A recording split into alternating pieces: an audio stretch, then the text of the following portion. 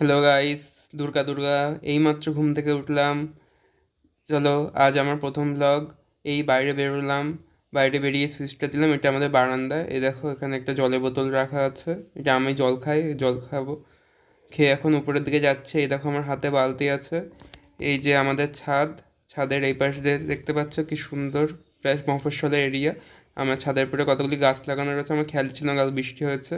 আজকে তো আর বৃষ্টি হয়েছিল কালকে, তাই আজকে আর জল দিলাম না।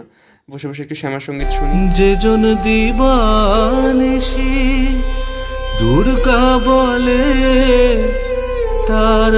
তারপরে চলো, এই নেমে আসছি নিচের দিকে। এখন দেখা যাক কি করা যায়। একটুখানি হয়তো চোখ মুখ ধুয়ে নেবো, নিয়ে এই যে মুছতে এসেছি। ভালো করে একটুখানি মুছে নিই। ভালো করে মোছা টোছা হয়ে গেলে তারপরে অন্যান্য কাজগুলি করব।